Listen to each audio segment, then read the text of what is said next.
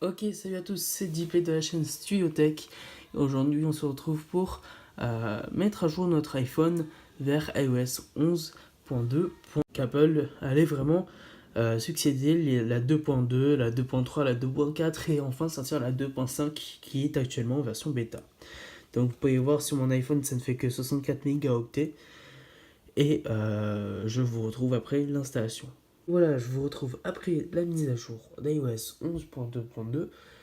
Cette mise à jour n'apporte vraiment rien d'essentiel à part une mise à jour, une correction de bug qui est, vous avez sûrement entendu il n'y a pas longtemps que les processeurs d'ordinateurs, c'est-à-dire Intel et AMD, étaient attaqués par un virus qui s'appelait le Meltdown.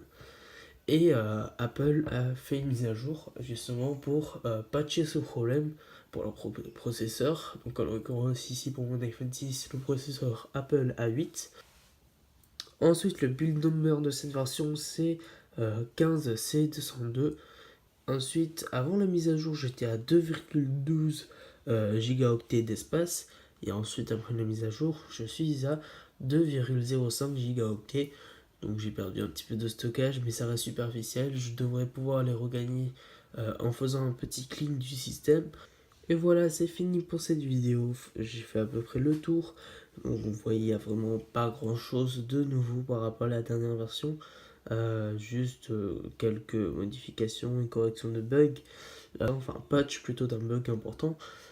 Et puis voilà, on devrait s'attendre à iOS 11.2.3 prochainement, ensuite pour 2.4 et la 2.5 et la 11.3 qui devrait sortir aussi, si je ne me trompe pas. C'est à peu près le calendrier de prédiction des futures mises à jour de iOS.